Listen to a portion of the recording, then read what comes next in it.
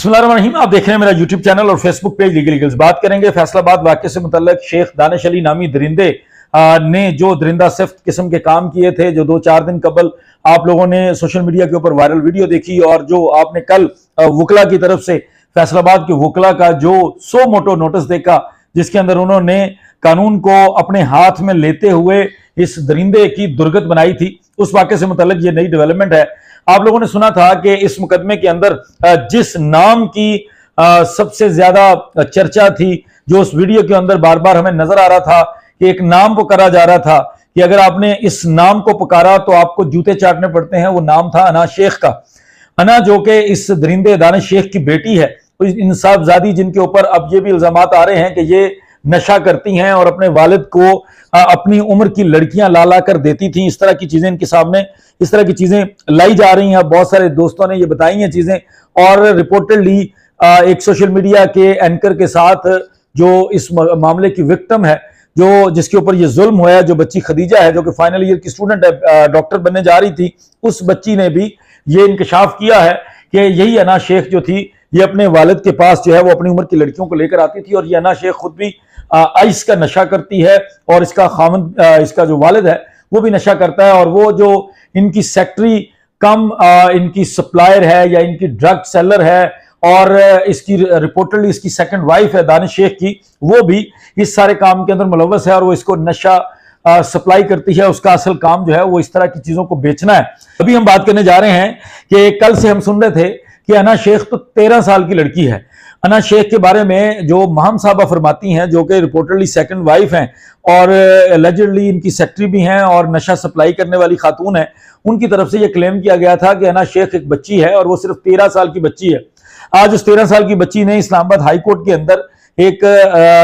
हिफाजती जमानत के लिए रुजू किया है। अब वो चूंकि आप सब लोगों की मेहरबानी से, आप तमाम लोगों के गमो गुस्से की वजह से अब ये लोग मजबूर हो गए हैं कि इनको कानून के सामने पेश होना पड़ेगा, क्योंकि अब तक पुलिस ने उसको गिरफ्तार नहीं किया था, क्योंकि इतना बड़ा दबाव था पुलिस के ऊपर इन लोगों की जानिब से कि उस लड़की को अभी तक गिरफ्तार नहीं किया जा रहा था। मेरी रिपोर्ट के मुताबिक आज के दिन में एक हिफाजती जमानत दायर की गई है इस्लामाबाद हाई कोर्ट के अंदर, और इसके अंदर जो बड़ी दिलचस्प चीज है वो तो आपको बताता हूं। ये हिफाजती जमानत दायर की गई है अना शेख की तरफ से, जो कि अना अली है जी, उसका पूरा नाम अना अली, और वो कहती हैं कि मैं बेटी हूं शेख दानिश अली की, और मैं रेजिडेंट हूं ZA house paradise valley 2 Sheikhupura road Faisalabad की, और उन्होंने पार्टी बनाया है सरकार को, और मुदई मुकदमा मुदैया जो है खदीजा डॉक्टर गफूर, उनको और तमाम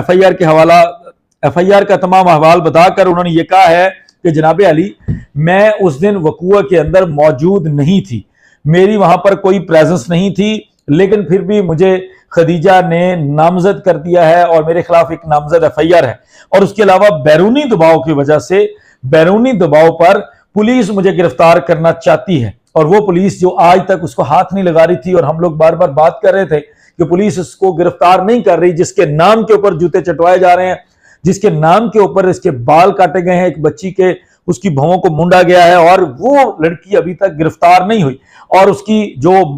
रिपोर्टडली उसकी सौतेली मां है, वो ये कहती फिर रही है कि वो एक 13 साल की बच्ची है और उस बच्ची का कोई लेना देना नहीं है इस मामले के साथ। जबकि उस वीडियो के अंदर हमने वाजे सुना कि बार बार ये कहा जा रहा है कि अगर आपने जिस मुंह से आपने उस अना का नाम लिया था, उस अना का पता नहीं वो क्या चीज है, अब आप उसी मुंह से अपनी जुबान से उसके जूतों को चाटोगे। जब आप अना के जूते चाटोगे तो तब आपको पता चलेगा कि अना का नाम लेना कितना मुश्किल काम है और कितना बड़ा जुर्म है। अब वो अना साहबा क्या फरमाती हैं, जो इस्लामाबाद हाई कोर्ट के अंदर उन्होंने अपनी एक बेल पिटीशन डाली है हिफाजती जमानत के लिए। वो कहती हैं जी कि मैं फैसलाबाद की अदालत में जाना चाहती हूं, मैं जमानत करवाना चाहती हूं, लेकिन मुझे यह पता चला है कि पुलिस मुझे पकड़ने के लिए बेताब है, और जैसे ही मैं फैसलाबाद एंटर होंगी या मैं फैसलाबाद के कोर्ट प्रेमिसेस में पहुंचूंगी तो मुझे गिरफ्तार कर लिया जाएगा, लिहाजा मेहरबानी करें। इस्लामाबाद जाकर उसने ये गुजारिश की है कि मुझे एक हिफाजती जमानत दे दें, ताकि मैं जाकर फैसलाबाद के अंदर अपनी जमानत करवा सकूं, और मैं भी उसी अदालत के अंदर जहां पर मेरा वालिद पेश हो रहा है, मैं भी वहां पर जाकर पेश हो सकूं उन्हीं प्रेमिसेस के अंदर। और जो मजे की चीज इसने लिखी है, जो कल से इनके जो खानदान की तरफ से प्रोपेगेंडा किया जा रहा था, इसकी सौतेली मां की तरफ से जो प्रोपेगेंडा किया जा रहा था कि ये 13 साल की लड़की है, लेकिन आज उसने अपने जुबानी अपने मुंह से आज उसने अपनी पिटीशन के अंदर ये इकरार किया है कि वो 13 साल की नहीं बल्कि 16 साल की है, और 16 साल की होने की बिना पर वो कहती है कि चूंकि मैं बहुत छोटी हूं, सेकंडली उसकी जो सबसे बड़ी ग्राउंड है वो कहती है जी मैं मौके पर मौजूद नहीं थी, मेरा इस वकूए के साथ कोई ताल्लुक नहीं है। उसने अपने बाप और अपनी सौतेली माँ को बिल्कुल जो है वो तन तनहा छोड़ दिया है। उसने कहा जी कि मैं अपने बाप और अपनी सौतेली माँ के साथ बिल्कुल शामिल नहीं थी जो कि खदीजा के ऊपर उस वक्त जुल्म कर रहे थे, लिहाजा मुझे